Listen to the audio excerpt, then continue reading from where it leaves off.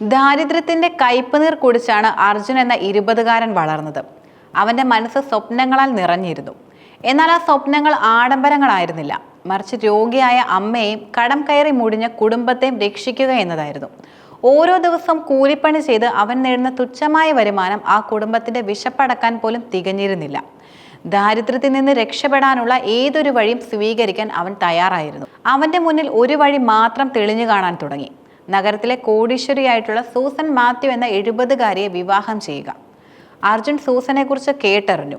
Susan ഒറ്റയ്ക്കാണ് താമസം, അനന്തമായ സ്വത്തുക്കളുമുണ്ട്. എന്നാൽ അവൾക്കൊരു കൂട്ടാളിയോ വിശ്വസ്തനായ ഒരു സഹായിയോ ഉണ്ടായിരുന്നില്ല.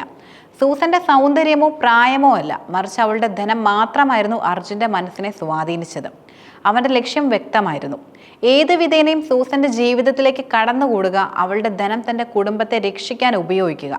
ഒരു സുഹൃത്ത് വഴി അർജുൻ സൂസന്റെ വീട്ടിലെത്തി. ആദ്യ കൂടിക്കാഴ്ചയിൽ തന്നെ സൂസന്റെ പ്രൗഢിയും സൗന്ദര്യവും അവനെ അത്ഭുതപ്പെടുത്തി. എന്നാൽ അവളുടെ കണ്ണുകളിൽ അവനൊരു ദുരൂഹതയും ഒറ്റപ്പെടലും കണ്ടിരുന്നു.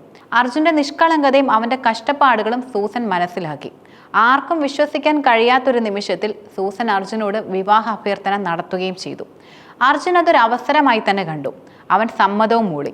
വിവാഹശേഷം അർജുൻ പ്രതീക്ഷിച്ചതുപോലെ തന്നെ അവന്റെ കുടുംബത്തിന്റെ ദുരിതങ്ങളെല്ലാം അവസാനിച്ചു.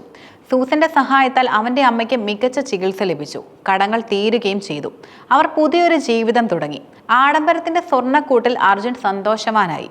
എന്നാൽ ഈ സന്തോഷം അധികകാലം നീണ്ടു നിന്നില്ല. സൂസന്റെ ദുരൂഹമായ പെരുമാറ്റങ്ങൾ അവനെ അസ്വസ്ഥനാക്കി. സൂസൻ പലപ്പോഴും അപ്രത്യക്ഷമാകും.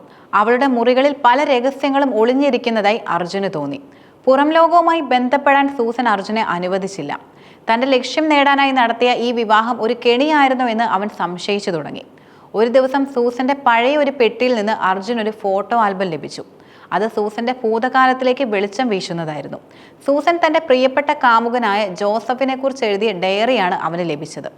ജോസഫ് സൂസനെ ചതിക്കുകയായിരുന്നു. അവളുടെ സ്വത്തുക്കൾ തട്ടിയെടുത്ത് മറ്റൊരു സ്ത്രീയുമായി അയാൾ നാടുവിട്ടു. ആ വഞ്ചന സൂസന്റെ മനസ്സിനെ വല്ലാതെ തളർത്തി കളഞ്ഞിരുന്നു.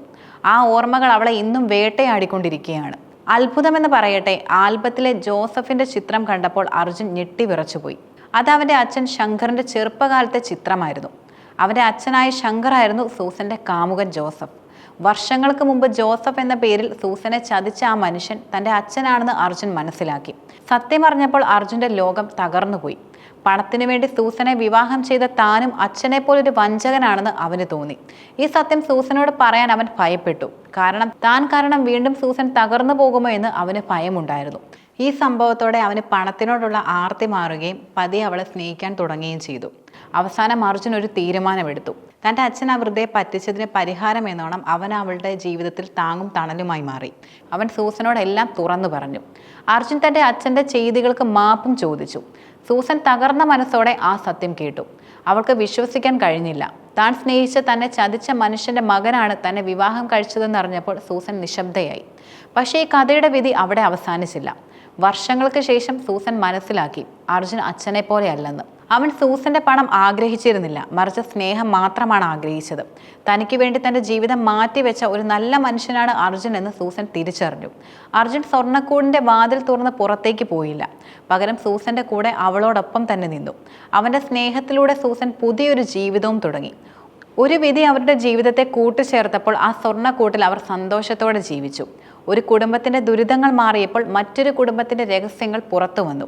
എന്നാൽ ആ രഹസ്യങ്ങൾ അവരുടെ ജീവിതത്തെ നശിപ്പിച്ചില്ല, മറിച്ച് കൂടുതൽ അടുപ്പിച്ചു. അർജുന്റെ പ്രണയം സൂസന്റെ ജീവിതത്തിൽ പുതിയൊരു വെളിച്ചവും നൽകി. ആ സ്വർണ്ണക്കൂട്ടിൽ അവർ ഒരു പുതിയ ലോകം തന്നെ സൃഷ്ടിച്ചു. അവിടെ പ്രണയത്തിനും വിശ്വാസത്തിനും മാത്രമേ സ്ഥാനമുണ്ടായിരുന്നുള്ളൂ. ആ കഥയുടെ അവസാനം ആർക്കും നഷ്ടങ്ങളും ഉണ്ടായിരുന്നില്ല, നേട്ടങ്ങൾ മാത്രമാണ് ഉണ്ടായത്. സ്നേഹത്തിലൂടെ വിധിക്ക് പോലും തിരുത്തലുകൾ വരുത്താൻ കഴിയുമെന്നാണ് ഈ കഥ തെളിയിക്കുന്നത്.